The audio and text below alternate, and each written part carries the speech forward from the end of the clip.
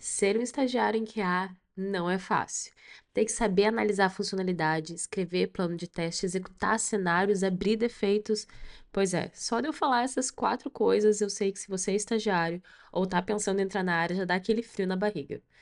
Pois é, mas e se eu te contar que tem pessoas que, além de ter que fazer tudo isso como estagiário, ainda tá tendo que fazer trabalho de PO e escrever user stories que serão desenvolvidas pelo time? Parece loucura, né? Pois é, mais um seguidor meu a semana passada me mandou essa pergunta. Pri, como que eu crio critérios de aceites sem deixar a user story gigante? Pois é, gente, é a realidade. Tem estagiário escrevendo user stories e critérios de aceite para o time de desenvolvimento desenvolver na aplicação. Então, se você quer saber como que vai ser o desenrolar dessa história, como que eu vou dar essas dicas para ele parar de escrever critérios de aceites gigantes e também saber se isso é trabalho dele, fica aqui no vídeo que eu vou te explicar todos esses pontos. Hello, gente! Eu sou a Priscila, engenheira de software, para quem não me conhece, e esse canal ele foi feito exatamente para tirar essas dúvidas. Então, se você tem dúvidas como essa em relação à carreira, teste de qualidade de software, desenvolvimento e automação, deixa aqui nos comentários para a gente gravar um vídeo explicando no passo a passo como resolver o seu problema. E claro, né? Vamos aos pontos dessa pergunta. Para começar, vamos entender o que é uma user story, né? Para quem está chegando nesse vídeo de paraquedas. User story nada mais é do que a descrição, uma documentação funcional de como o seu sistema será desenvolvido, como ele vai funcionar, tá? Além disso, dessa user story descrever o comportamento funcional, né, de como que vai funcionar a funcionalidade, sim, ficou meio redundante, mas é isso mesmo. A gente, dentro disso daí, tem os critérios de aceite, ou como eu gosto de simplificar as regras de negócio, né? Que além de dizer como vai funcionar, a gente vai dizer exatamente como deve funcionar, tá? E por que que a gente precisa ter tanta atenção nesse momento da criação da user stories e os critérios de aceite? Porque através dessa descrição é que o time de desenvolvimento vai ter um entendimento da tarefa e vai quebrar isso em histórias e tarefas de desenvolvimento. Pois é, né? Então, se tu escreve errado ou escreve de uma forma ambígua ou deixa de fornecer informações, o desenvolvimento ocorre de forma incorreta. E aí, galera, vira uma cascata de erros, porque o time de desenvolvimento desenvolve errado, o time de QA entende errado e escreve validações incorretas. Podem ocorrer bugs, né, no desenvolvimento por causa desse entendimento incorreto. O QA vai validar errado e abrir bugs errados, né? Bugs que não existem, porque na verdade nem era para funcionar daquele jeito. Vai também ter o problema de não validar certas coisas que deveriam estar sendo validadas. E sem falar em todo o estresse, né? E eu só falei quesitos técnicos, né? Fora todo o estresse, né, do time desenvolver, quando chega no QA, o QA testa, abre uma cascata de bugs e aí vira aquela legítima sala de guerra com, tipo, o QA dizendo assim: "Você desenvolveu errado". E o dev: "Não, você que entendeu errado. Não, você que desenvolveu errado". É, realmente vira aquela briga. E o que que acontece? O PO é acionado ou no nosso caso aqui, né, o estagiário de QA é chamado para explicar melhor o que que era aquela funcionalidade e aí todo mundo descobre que todo mundo entendeu errado, né? Legítimo caos na Terra. Ahn, mas agora, respondendo à dúvida do seguidor, já que a gente tem o contexto e o entendimento, claro, que o quão é importante essa user story. Vamos lá, né? Vamos até trocar de tela aqui, porque eu trouxe exemplos, porque nada melhor do que exemplos para a gente aprender. Ainda mais nesse quesito, né? Para a gente aprender da forma certa. Então, vamos lá. Primeiro de tudo, como que se escreve uma boa user story? Uma boa user story é escrita da forma mais simples, gente. A gente tem 3 palavras-chave. Eu gostaria, por quê? Isso tá no topo. No topo, assim, ó. Quando tu abre de cara, tu identifica esses 3 pontos. Por quê? Porque ali tu vai descrever eu e tu vai descrever a persona, por exemplo, usuário logado, usuário admin, comprador. Tu vai descrever quem é a persona que vai estar utilizando aquela funcionalidade. Entendemos. Vamos para a segunda parte. Agora tu vai dizer gostaria e tu vai descrever a ação que aquela persona quer fazer no sistema. Aí tu vai descrever a funcionalidade, né? Por exemplo, gostaria de logar na aplicação. Gostaria de comprar um produto. Gostaria de favoritar um produto. Ali tu já descreve o que vai ser desenvolvido quando a gente fala do gostaria. Aí depois a gente vai para o terceiro ponto, que é o último. Justificar o motivo dessa implementação. Agora o teu time de desenvolvimento vai entender o porquê que tem que desenvolver aquilo. Vai dar aquela empatia e vai fazer com que o time entenda o real motivo daquilo estar sendo desenvolvido. Em vez de ser, só desenvolve aí, entendeu? Só desenvolve aí esse login. Por quê? Porque eu quero que desenvolva o login. Não, tem um motivo daquela funcionalidade existir. Mas vamos juntar os 3 para vocês entenderem. Por exemplo, eu, como cliente do e-commerce, gostaria de logar na aplicação porque assim consigo fazer as minhas compras. Eu, como usuário admin, gostaria de cadastrar um produto porque assim ele vai ser exibido para o nosso cliente. Entende? Um usuário comum, um cliente vai logar na aplicação para fazer uma compra e um usuário admin quer cadastrar um produto para que ele seja exibido para os clientes do e-commerce. Vê que só implementando essas 3 palavrinhas mágicas, você já ensina para o time de desenvolvimento, já justifica quem vai acessar a aplicação, o que vai ser desenvolvido e por que aquilo vai ser desenvolvido. Ok, isso é a nossa user story. Agora, Pri, e os critérios de aceite, né? Que é o que o nosso seguidor está tendo problema e escrevendo eles de forma muito gigantesca. E aí faz com que a documentação técnica fique gigante. Bom, aqui eu decidi trazer uma abordagem para vocês, tá? Exatamente isso de e-commerce. E por que eu decido trazer login, e-commerce, esses exemplos? Porque é algo que a gente tem contato diariamente no nosso dia a dia. Então, eu trago exemplos práticos para que você comece a fazer os pontos com a sua conexão do dia a dia e assim fique mais fácil e rápido o seu aprendizado, tá? Então, vamos lá. Vou até aumentar aqui para deixar bem grande para que todo mundo consiga ler, tá? Aqui temos exemplos de critérios de aceite. E aí eu já quero que, enquanto a gente está lendo aqui, eu quero que você coloque aqui nos comentários e, por favor, galera, interajam aqui no vídeo mesmo, tá? Porque eu quero saber como que tá o nível de vocês. Não existe resposta errada, tá? Porque a gente aqui está aprendendo. Vocês vão sair daqui com uma outra visão.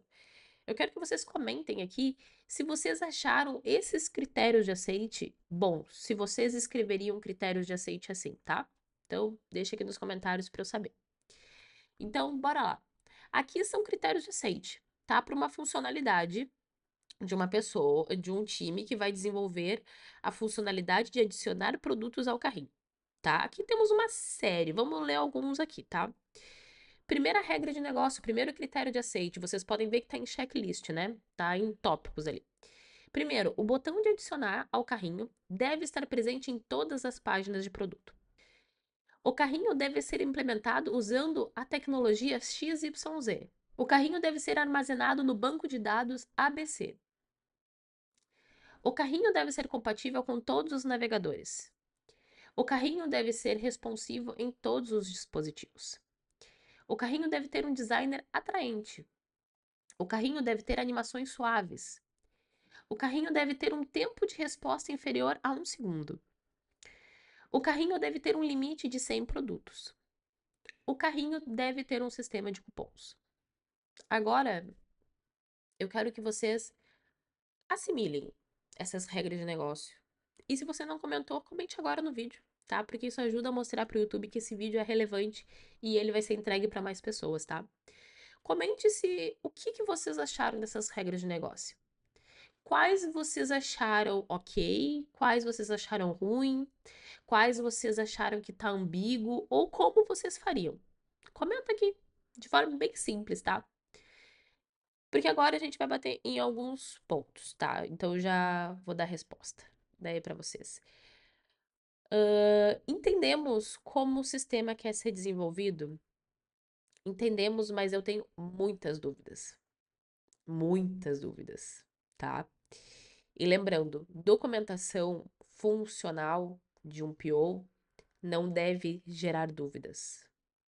Não deve, porque se gerar dúvidas, o desenvolvimento pode ser feito errado, a escrita das validações pode ocorrer errado e o resultado certeiro é cliente insatisfeito, tá?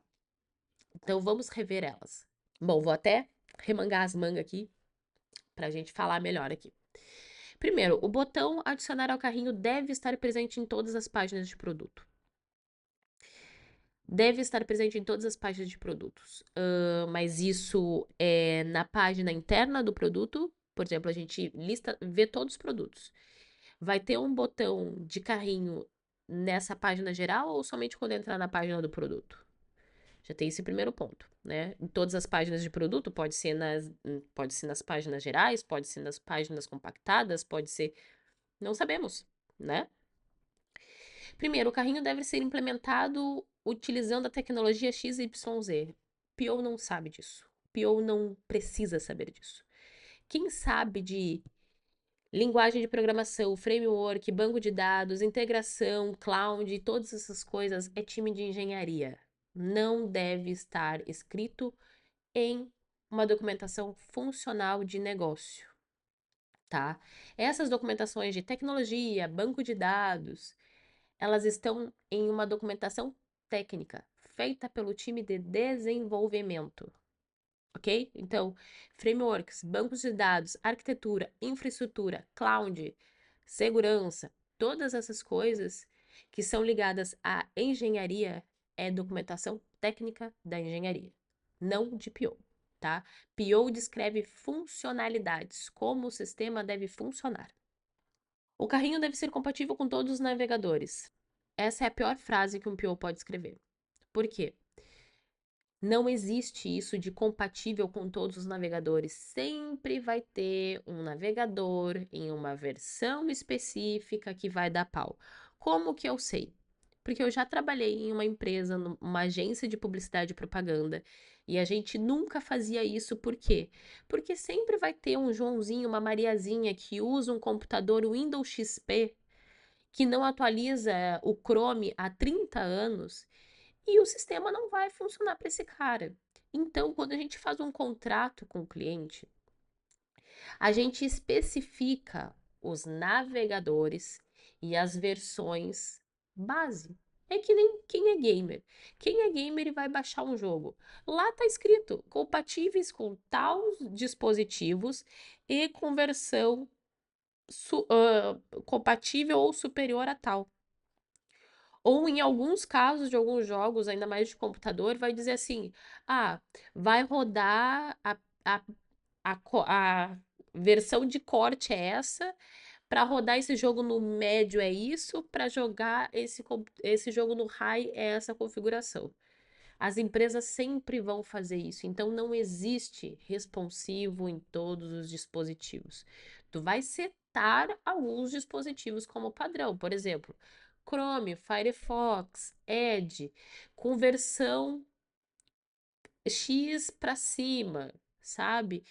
Dispositivos mobile, iPhone, Android, com versão X para cima. Sempre vamos setar dispositivo e versão. O carrinho deve ter um designer atraente. Como assim um designer atraente? A gente tá falando de Tinder do site? Não, né, galera? Então, assim, designer atraente, isso não existe. Tu vai ter o protótipo da tela ali, ou no Figma, ou no Adobe, sei lá qual a ferramenta de designer que a sua empresa vai ter, mas o designer vai estar ali, o protótipo vai estar ali. Então não existe isso de designer atraente. A mesma coisa que animações suaves. Que animações suaves? O que é suave para mim? O que é suave para mim? Daqui a pouco para uma pessoa neurodivergente não vai ser suave, vai ser motivo até de uma crise. Então assim, essas coisas, designer, animação, tudo tem que estar no protótipo, porque o time de front-end vai seguir fielmente aquele protótipo. Ai, Pri, a minha empresa não tem designer, é tudo direto conversa com o PO. Ok, mas então vai botar uma descrição melhor, né? Porque designer atraente, animação suave não existe. O carrinho deve ter um tempo de resposta inferior a 1 segundo. Novamente, isso daqui pode até ter essa descrição, tá? Da questão de performance. Mas é uma linha muito tênue, igual o que eu falei dos frameworks, tá? Essa requisição, quando feita, ela não é feita numa funcionalidade.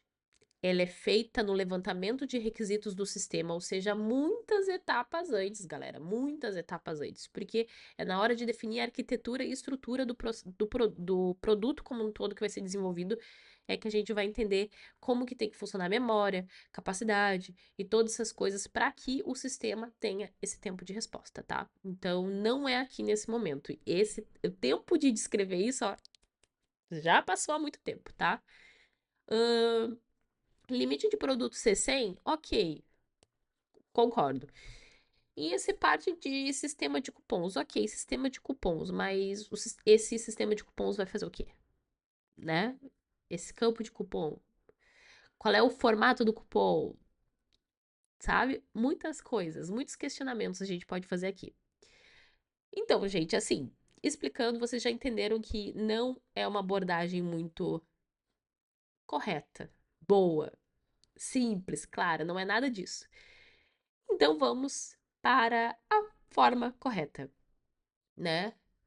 Não é que seja a forma correta, mas é uma técnica simples que todo QA tem que dominar. E aqui eu tô dizendo, ó, todo QA tem que dominar essa técnica que eu vou ensinar para vocês. Essa técnica nada mais é do que escrever em Gherkin.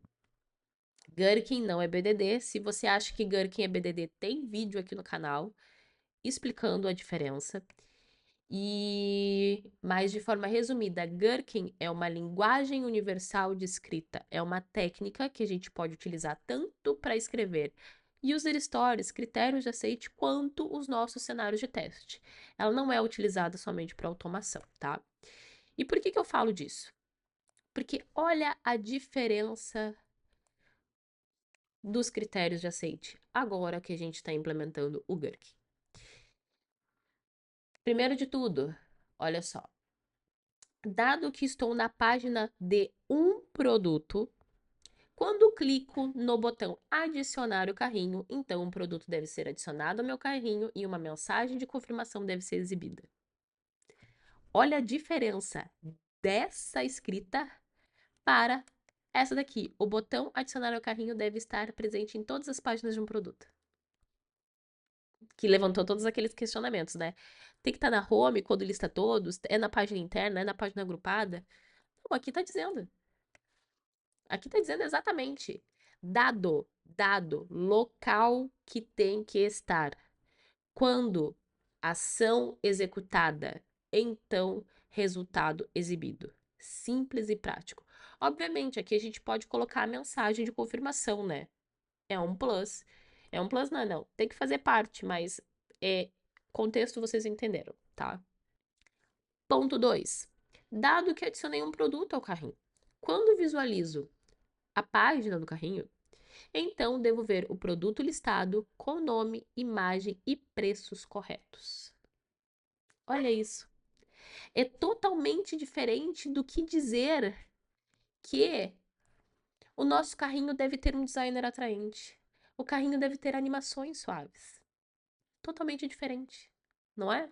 Totalmente diferente. Por quê? Porque aqui eu estou descrevendo a funcionalidade. Eu quero um carrinho que quando eu entrar, eu vou ver os meus produtos com o nome do produto, a imagem e o preço. E o preço correto. Olha só. Outro quesito.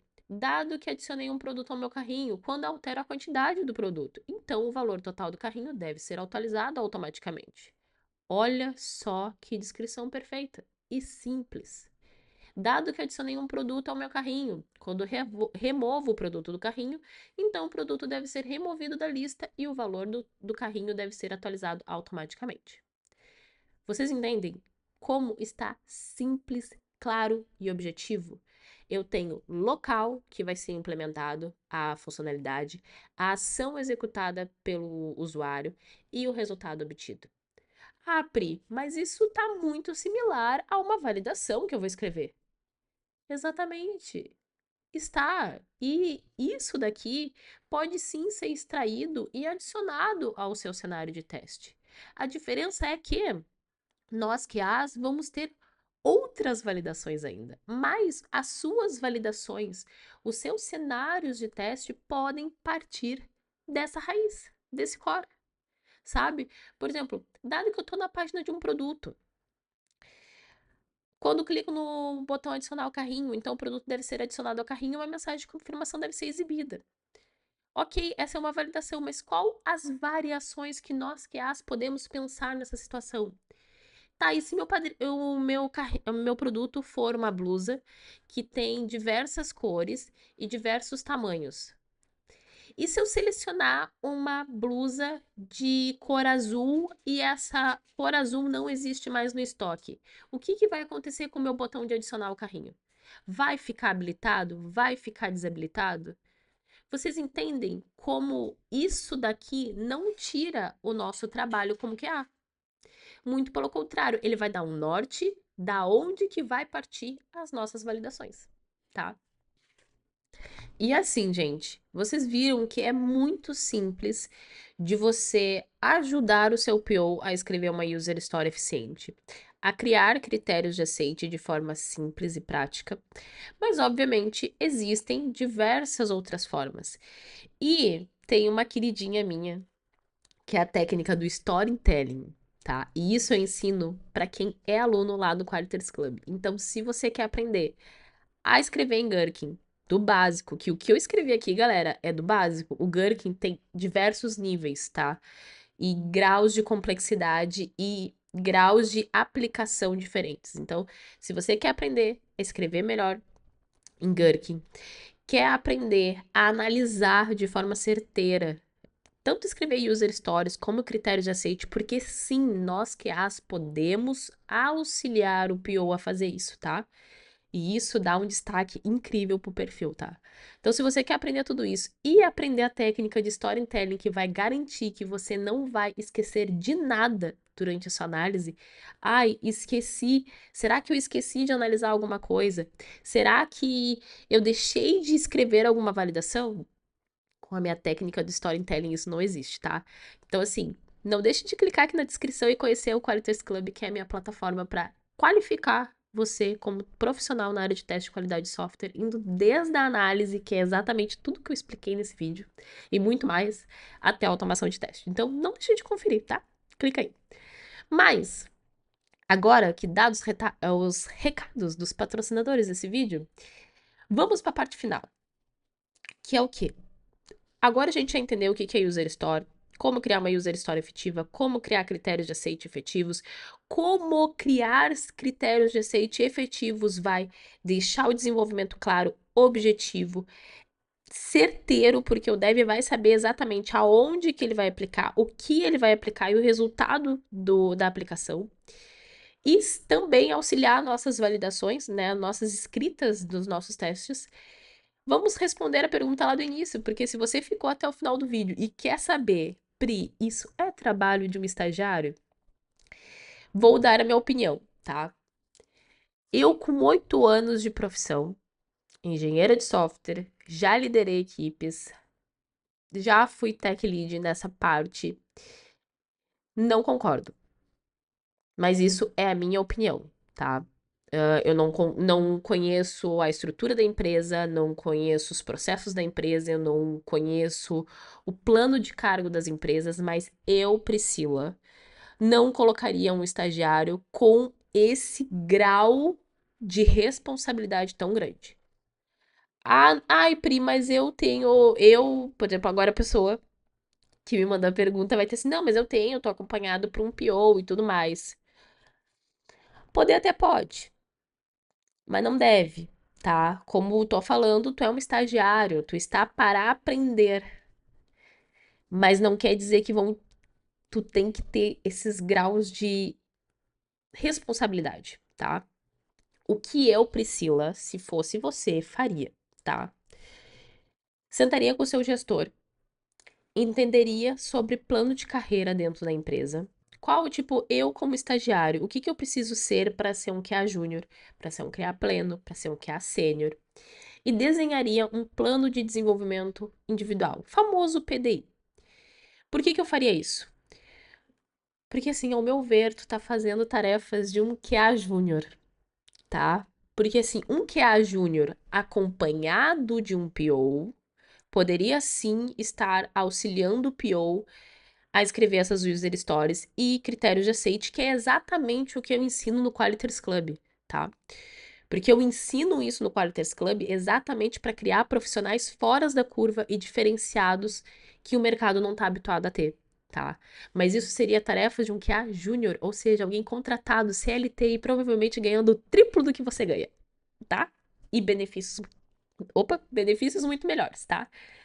Então, assim, senta com o teu gestor, cria um plano de carreira. Diz: olha só, cara, eu gosto muito do que eu faço, eu gosto dessa empresa, eu quero crescer aqui dentro. Vamos desenhar junto um plano de desenvolvimento para mim, para 6 meses, para daqui a um ano no máximo eu me torne um QA júnior aqui da empresa? Eu, tua gestora, iria adorar a iniciativa, porque eu ia dizer, cara, esse moleque aí quer crescer mesmo, quer ficar aqui na empresa. E ele tá trabalhando, ele tá dando duro, ele tá. Vamos sentar aqui, ó, olha só.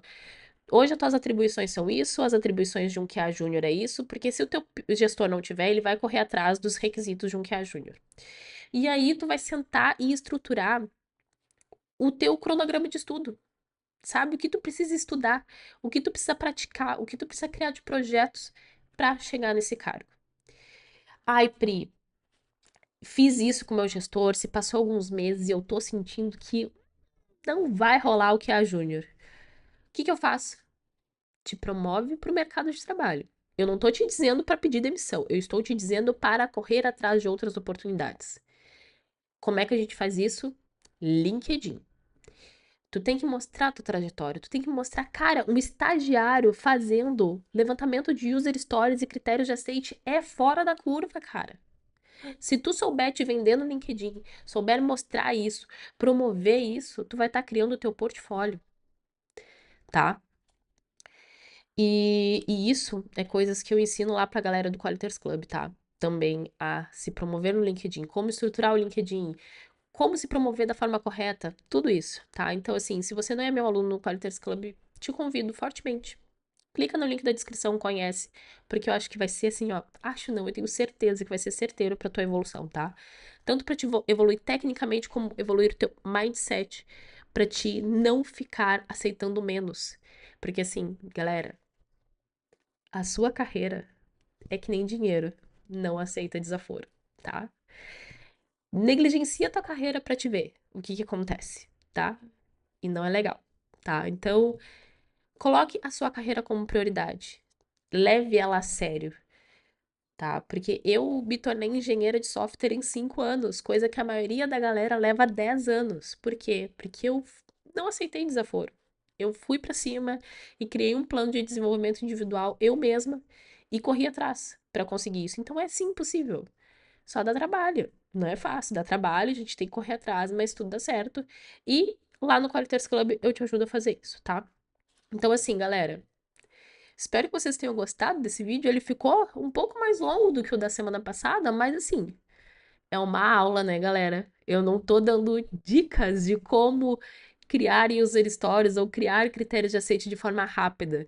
Eu tô mostrando na prática como que você faz isso. Eu tô te dando conhecimento técnico para te aprender isso. Então, não vão ser vídeos rápidos, mas vão ser vídeos efetivos para sua necessidade. Então, assim, se você quer ter a sua resposta, né, a sua pergunta, na verdade, respondida, você tem duas opções. Você pode deixar aqui nos comentários do YouTube, mas também eu preparei um formulário lindo, maravilhoso para você aqui.